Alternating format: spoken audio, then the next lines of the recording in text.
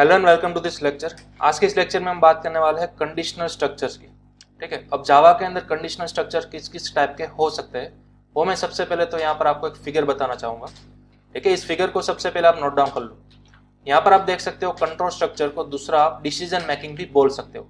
ठीक है, decision making के अंदर जनरली दो टाइप्स आते हैं। सबसे पहला होता है हमारा इफ एल्स और दूसरा होता है स्विच केस। अब इफ एल्स की कैटेगरी के अंदर आपको कई सारे टाइप्स देखने को यहाँ पर मिलेंगे। सबसे पहला है हमारा इफ, देन आफ्टर है if else, then after if और एल्स इफ, जिसको हम लैडर इफ एल्स भी बोल सकते हैं, राइट। और देन आफ्टर है हमारा nested if else and last में हम है स्विच केस।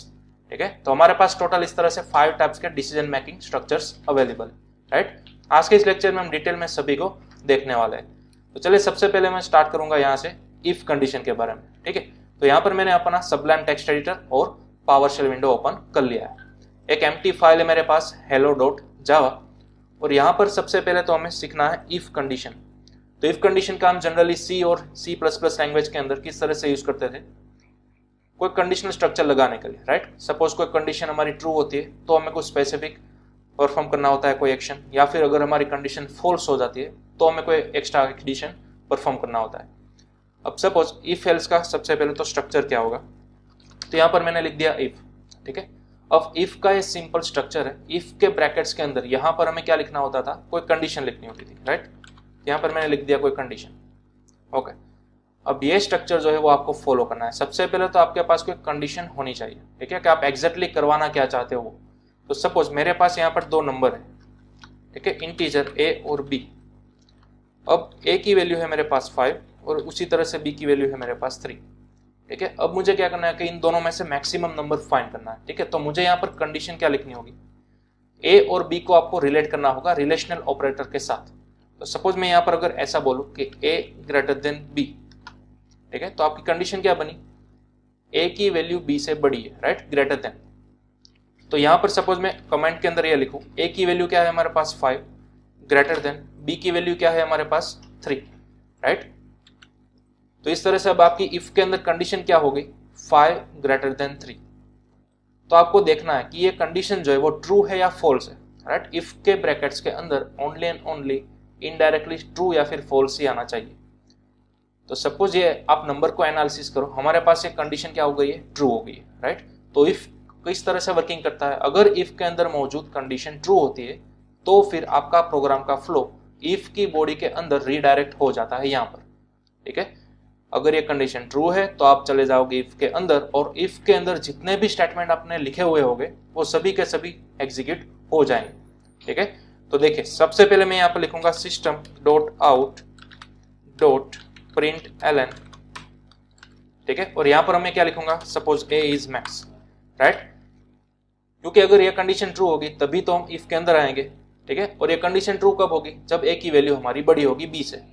क्लियर, तो इस तरह से हमने लिख दिया ए ग्रेटर देन बी, यानी कि कंडीशन हो गई ट्रू और हमने प्रिंट करवा दिया a is maximum. Okay, otherwise हम बाहर आएंगे और हम क्या प्रिंट करवाएंगे, system dot out dot println, और यहाँ पर हम क्या प्रिंट करवा देंगे, बी इज मैक्सिमम, राइट। अगर ये कंडीशन हमारी ट्रू नहीं होती है तो हमें इफ के अंदर जाना ही नहीं है। ठीक है, तो हमारा प्रोग्राम का फ्लो कभी भी इफ के अंदर नहीं जाएगा बल्कि डायरेक्टली बाहर आ जाएगा, राइट। अब सपोज मेरे पास यहाँ पर b की वैल्यू थोड़ी बड़ी है, राइट, 32। तो अब हमारी कंडीशन क्या होगी, 5 ग्रेटर देन 32। तो अब ये हमारी कंडीशन हो गई फॉल्स। ठीक है, तो इफ के रूल के मुताबिक जब भी इफ के अंदर मौजूद कंडीशन फॉल्स होती है तो हमारी इफ की बॉडी स्किप होती है और आप डायरेक्टली यहाँ पर बाहर आ जाते हो, राइट। यानी कि अब आपकी ये वाली लाइन प्रिंट हो जाएगी b इज मैक्सिमम। चलिए अब मैं फाइल को सेव करूंगा और यहाँ पर सबसे पहले करेंगे कंपाइल जावा सी hello.java, एंटर। तो अब आपकी फाइल कंपाइल हो गई एंड देन आफ्टर आपको रन करना है जावा और हेलो।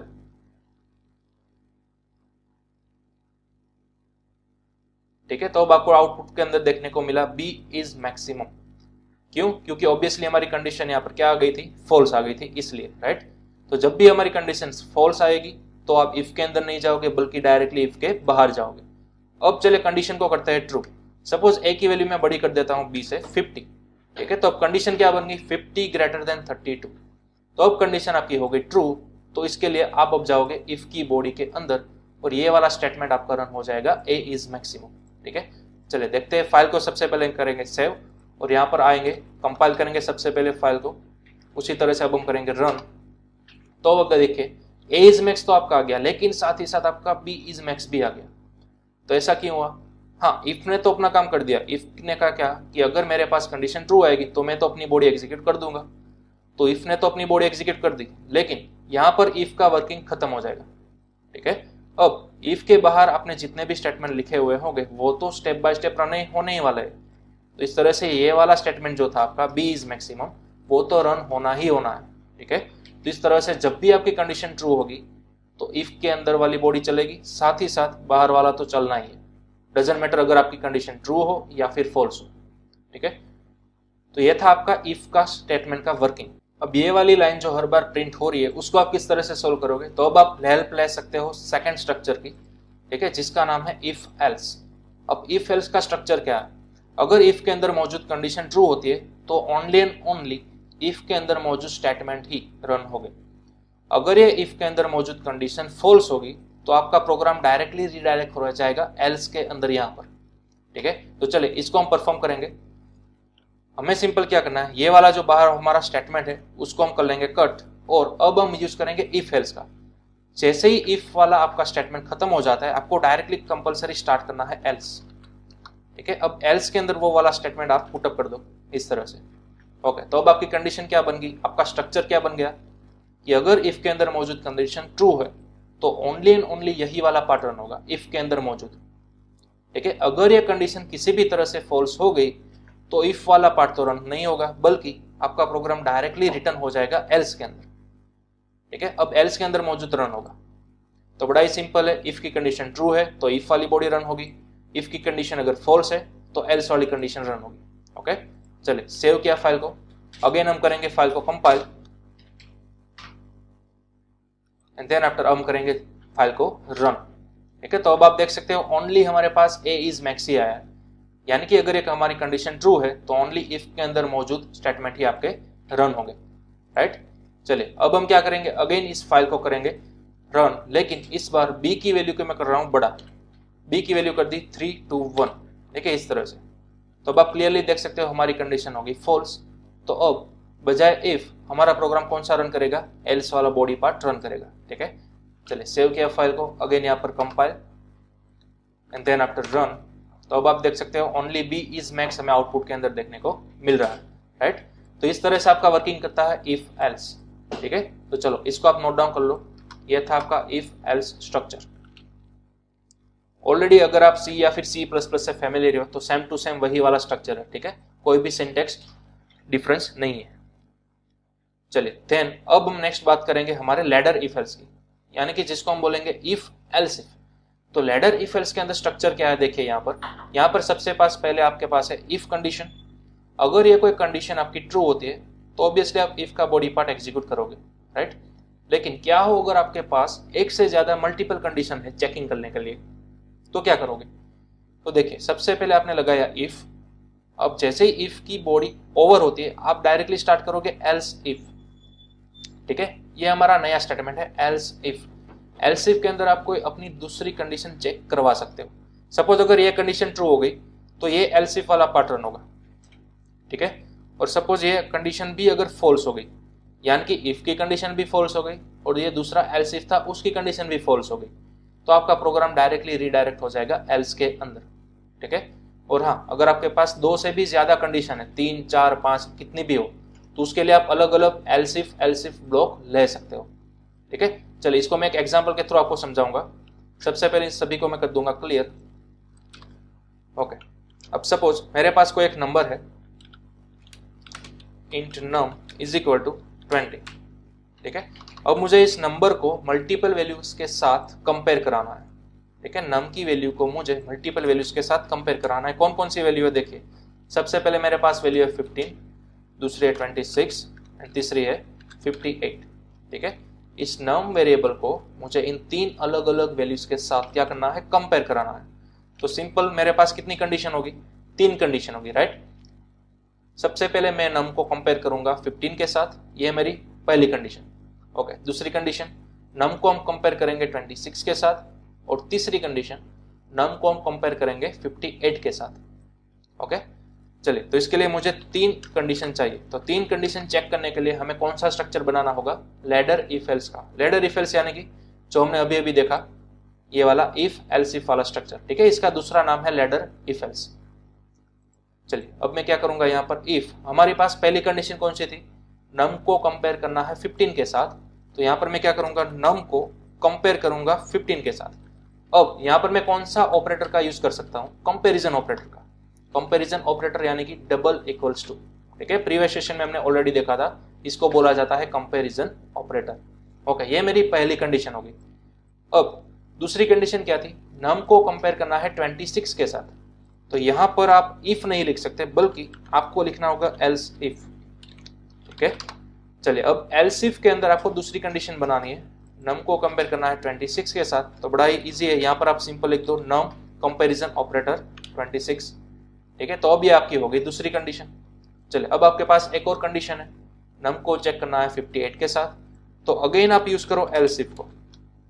ठीक है, आप एल्स इफ जितने चाहो उतनी बार यूज कर सकते हो, कोई लिमिटेशन नहीं है। चलिए, तो अब हमें कंपेयर करना है नम को किसके साथ? 58 के साथ। ओके, चलिए, अब अगर नम की वैल्यू 15 है तो हमें क्या प्रिंट करवाना है? तो वो हमें यहाँ पर लिखना है। ठीक है, सपोज system.out.println num is 15। ठीक है, इस तरह से मैंने कोई डमी वैल्यू प्रिंट करवा दी। ओके, अगर नम की वैल्यू 26 बराबर है तो मुझे क्या प्रिंट कराना है? तो मैं प्रिंट कराऊंगा नम इज 26। और अगर नम की वैल्यू 58 बराबर है तो मुझे क्या प्रिंट करवाना है? Num is 58। सिंपल। ठीक है, तो मैंने क्या कर दिया, 3 कंडीशन लगा दी। पहली लगानी है हमें सिंपल इफ के अंदर। अब जैसे ही इफ वाला पार्ट खत्म होता है, हमें डायरेक्टली शुरू करना है इफ एल्स वाला पार्ट। ठीक है, जिसको आप बोलोगे एल्स इफ। और ये वाले एल्स इफ जो है वो आप कितने चाहो उतने ले सकते हो, जितने आपके पास कंडीशन है उतने एल्स इफ पार्ट आप ले सकते हो। ठीक है, हमारे पास बाकी बची हुई 2 कंडीशन थी। हाँ, एक कंडीशन तो हमने सबसे पहले चेक कर ली इफ के अंदर। ठीक है, अब बाकी रही थी हमारे पास 2 कंडीशन, तो इसलिए मैंने 2 एल्स इफ ब्लॉक ले लिए। सिंपल। ओके, चलिए, अब मैं फाइल को करूंगा रन। यहां पर आएंगे पावरशेल के अंदर, करेंगे compile and then after run. तो अब आप देख सकते हो हमें आउटपुट के अंदर कुछ भी देखने को नहीं मिला। क्यों? क्योंकि हमारी सभी कंडीशन फॉल्स हो रही है। देखिए, हमारी ओरिजिनल नम की वैल्यू कितनी थी? 20 थी, लेकिन 20 जो है वो 15 के साथ, 26 के साथ और 58 के साथ कंपेयर हो रही है, लेकिन कहीं पर भी मैच नहीं हो रही। ठीक है, इस वजह से कोई भी कंडीशन हमारी ट्रू नहीं हो रही। तो चलिए, सपोज सबसे पहले मैं यहाँ पर लिखता हूँ 15। ठीक है, इनिशियल वैल्यू मैंने नम की कितनी चेंज कर दी? 15 चेंज कर दी।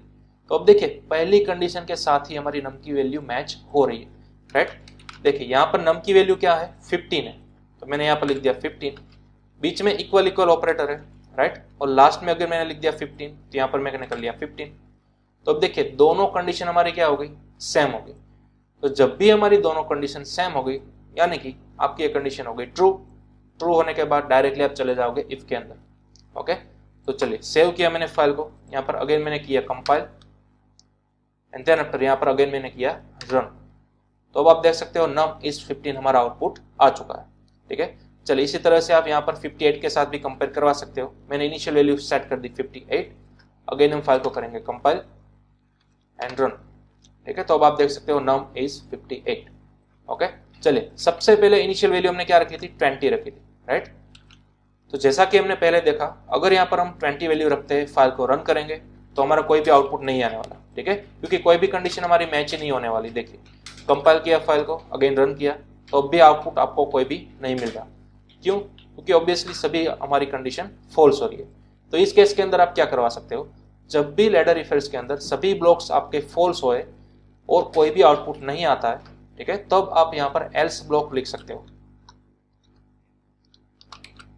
अब एल्स ब्लॉक के अंदर आप कुछ भी लिख सकते हो। For example, no any match. ठीक है, इस तरह से मैंने कोई डमी स्टेटमेंट लिख दिया।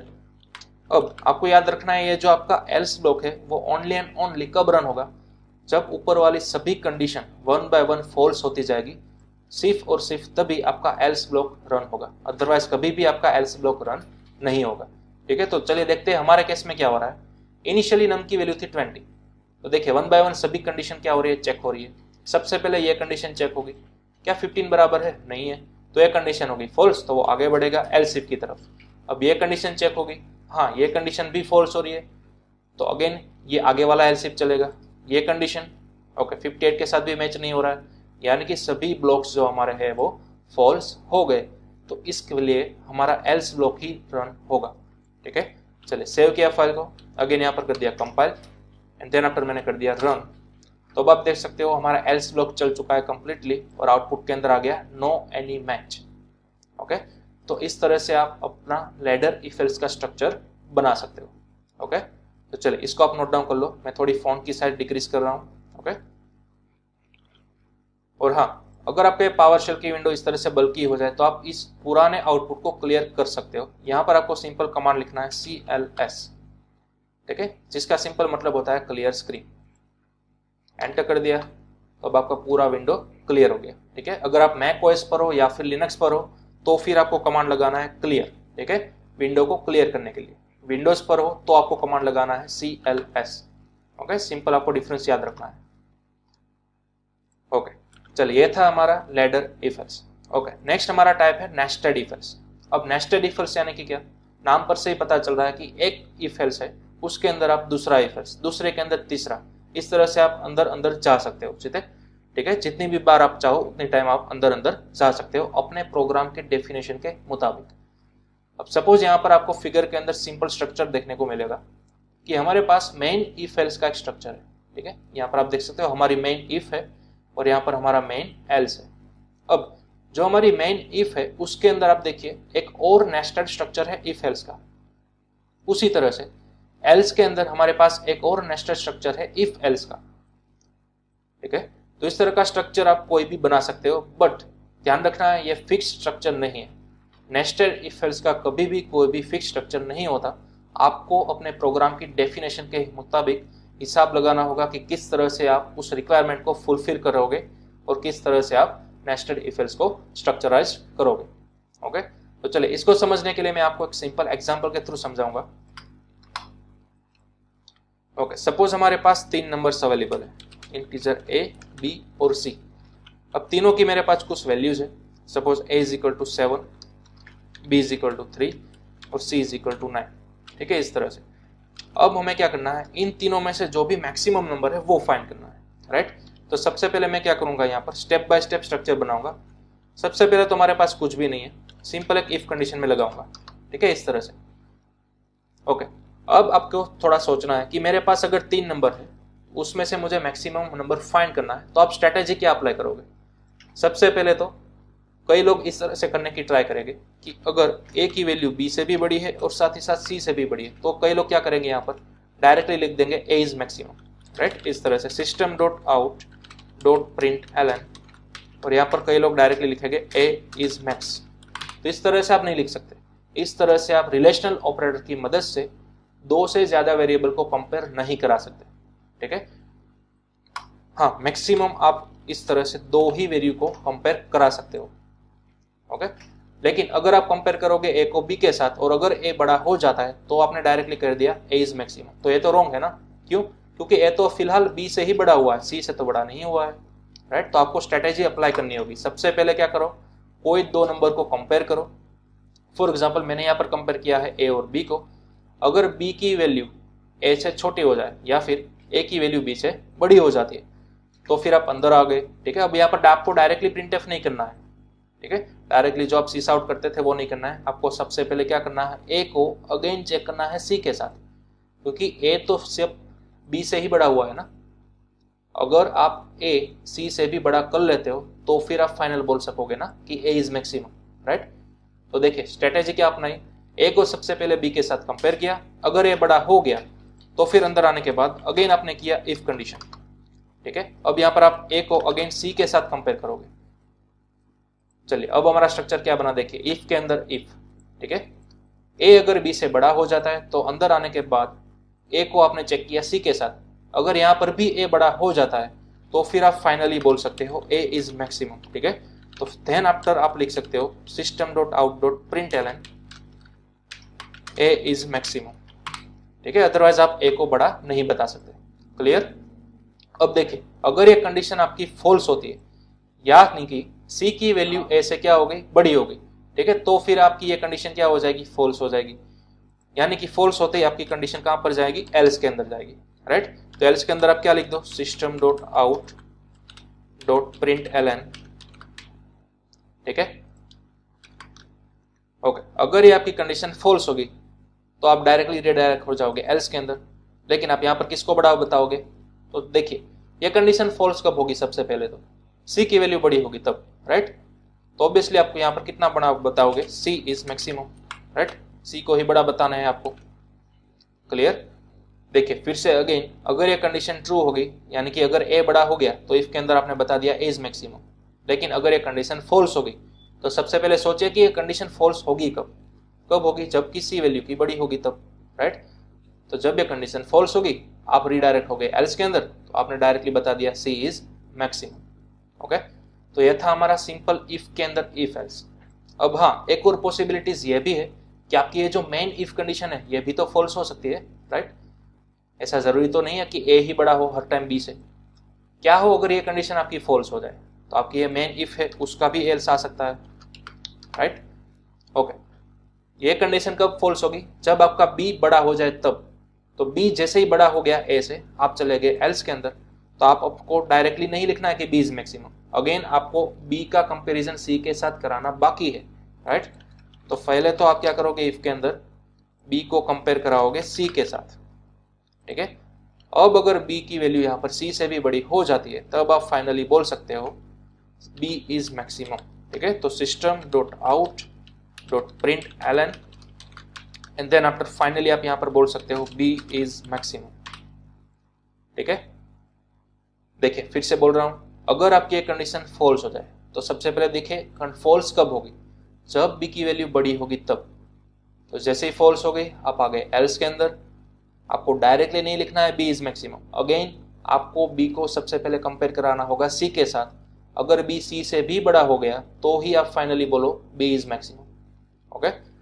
अब देखिए लास्ट पॉसिबिलिटीज क्या हो सकती है, अगर बी की वैल्यू सी से छोटी हो गई तो ये कंडीशन फॉल्स होगी, राइट। तो फॉल्स होते ही आप कहाँ जाओगे, इसके एल्स के अंदर जाओगे।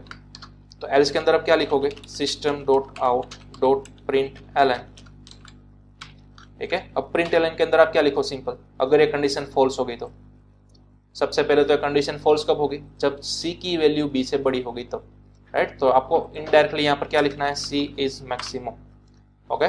चलिए तो ये हमारा हो गया सिंपल नेस्टेड इफ एल्स का स्ट्रक्चर। देखिए मेन इफ के अंदर एक इफ एल्स है, उसी तरह से एल्स के अंदर भी एक इफ एल्स है, ठीक है। तो हमने फाइल को किया सेव, यहाँ पर आ गए, हमने सबसे पहले कंपाइल करने के बाद हम क्या करेंगे, सिंपल रन। तो देखिए अब आपको मिल गया सी इज मैक्सिमम आउटपुट के अंदर, ठीक है। तो चलिए देखते हैं क्या सी की वैल्यू वाकई में बड़ी है, जी हाँ। तो चलिए अब मैं ए की वैल्यू को बड़ा बताऊंगा, सेव किया फाइल को, यहां पर आकर compile and then after run. तो अब आप देख सकते हो ए इज मैक्सिमम आ चुका है, राइट। चलिए उसी तरह से बी की वैल्यू को बड़ा करते हैं, अगेन हम करेंगे फाइल को कंपाइल, उसी तरह से रन। तो अब आप देख सकते हो बी इज मैक्सिमम, ठीक है। तो तीनों चीज हमारी काम कर रही है परफेक्टली, ओके। तो सबसे पहले तो आप इसका स्क्रीनशॉट ले लो, 3 नंबर में से किस तरह से आप मैक्सिमम फाइंड कर सकते हो उसका प्रोग्राम है with using nested if else, okay.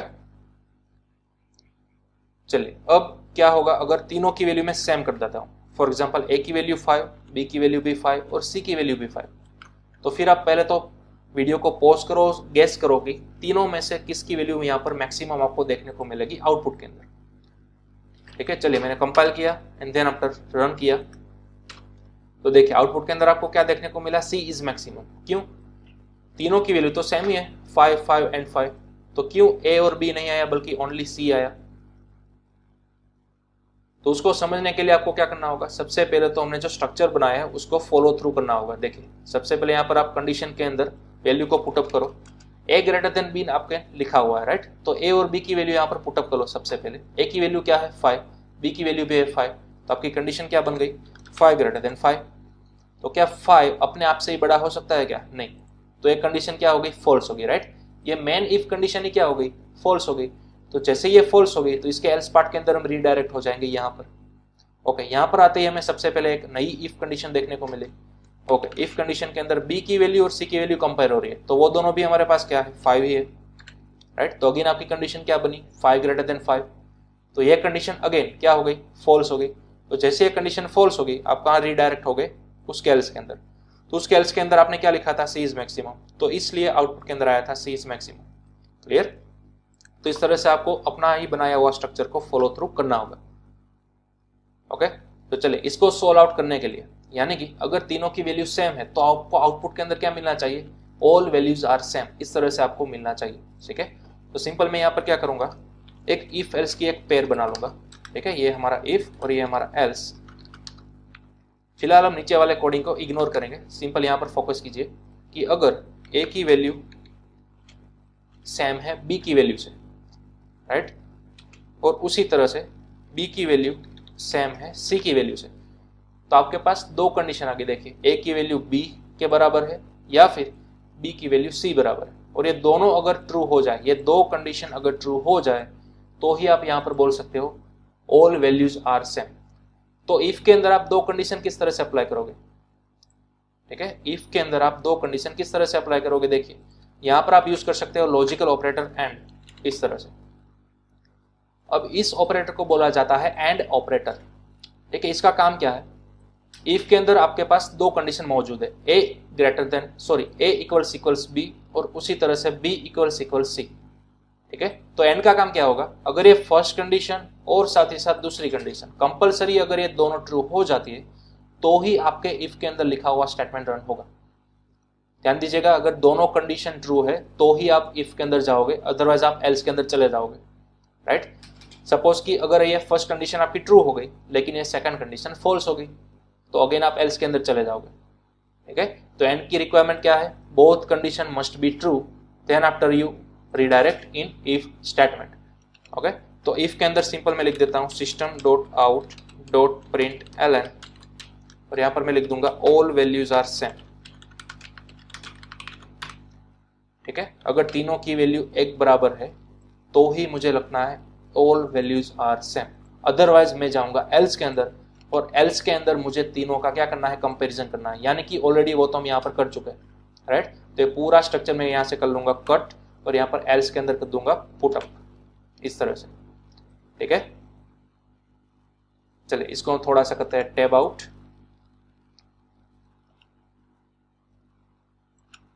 ठीक है, इस तरह से आपको स्ट्रक्चराइज कर लेना है।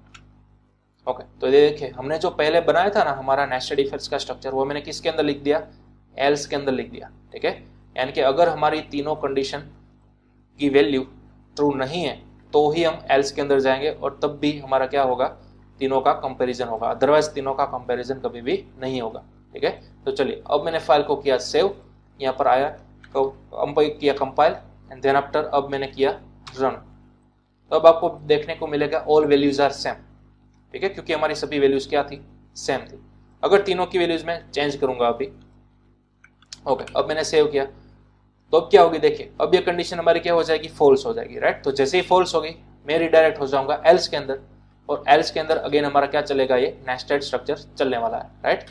तो चलिए सेव किया फाइल को, अगेन किया compile and then after run, तो अब हमारा क्या आया, बी इज मैक्सिमम, राइट। तो बी की वैल्यू बड़ी है, यानी कि हमारा प्रोग्राम परफेक्टली काम कर रहा है। ठीक है, तो इस तरह से आप वैलिडेशन भी लगा सकते हो। ओके, चलिए अब आप इसका स्क्रीनशॉट भी ले लो। ओके, तो इस तरह से आपको काम करना है नेस्टेड इफ एल्स के साथ।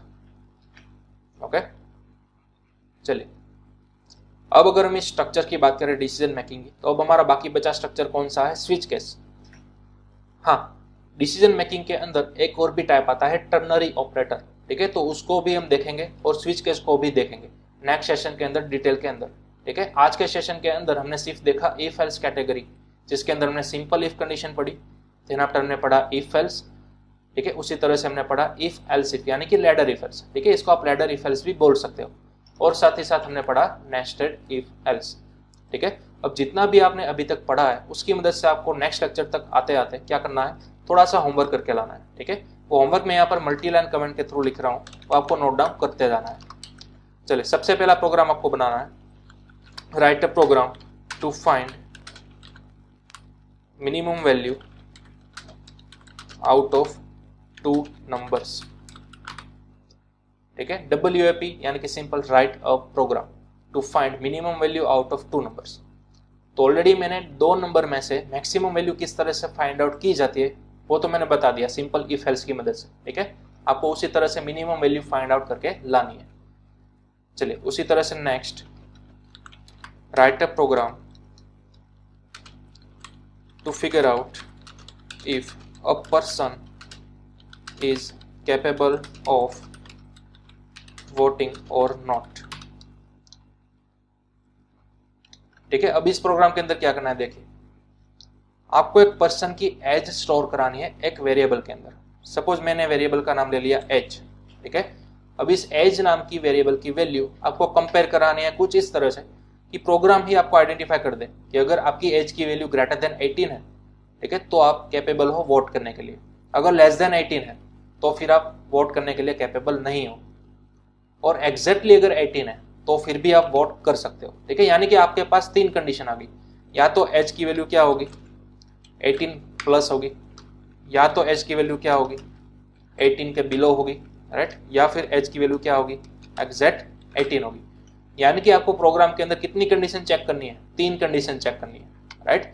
तो आपको यहाँ पर कौन सा स्ट्रक्चर अप्लाई करना होगा, ऑब्वियसली नेस्टेड इफ एल्स वाला नहीं बल्कि लैडर इफ एल्स वाला स्ट्रक्चर यूज करना होगा, राइट। तो इस दूसरे प्रोग्राम के अंदर आपको यूजिंग लैडर इफ एल्स ये प्रोग्राम को एग्जीक्यूट करना होगा, राइट। 3 कंडीशन है आपके पास। अगेन मैं रिपीट करूंगा, आपके आउटपुट के अंदर क्या लाना है, अगर एज की वैल्यू 18 के अबव है तो फिर आपको प्रिंट करना है यू कैन वोट। अगर एज की वैल्यू 18 से कम है तो फिर आपको प्रिंट करना है यू कैन नॉट वोट। लेकिन अगर एज की वैल्यू एग्जैक्ट 18 है, ठीक है, तो फिर आपको क्या प्रिंट करना है यू कैन ऑल्सो वोट, ठीक है। तो ये तीनों प्रोग्राम आपको करने हैं, तीनों कंडीशन चेक करनी यूजिंग लैडर इफ एल्स।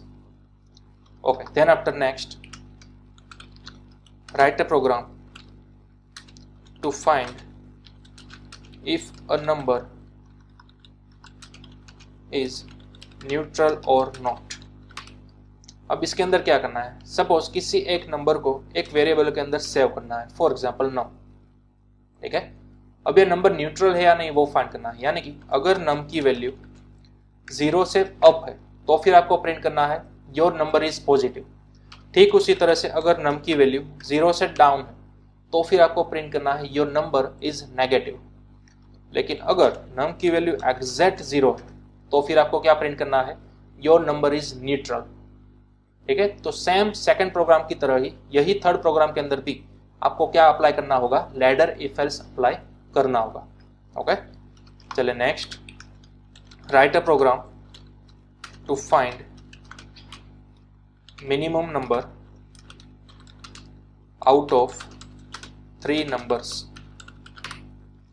ठीक है। इसके अंदर आपको 3 वेरिएबल्स लेने हैं जैसे कि मैंने यहाँ पर लिए थे, लेकिन ये मैंने प्रोग्राम क्या किया था मैक्सिमम फाइंड आउट करने के लिए करा, राइट। आपको क्या करना है मिनिमम वैल्यू फाइंड आउट करने के लिए करना है। ओके, चलिए ठीक उसी तरह fifth program, write a program to find maximum value out of 4 numbers.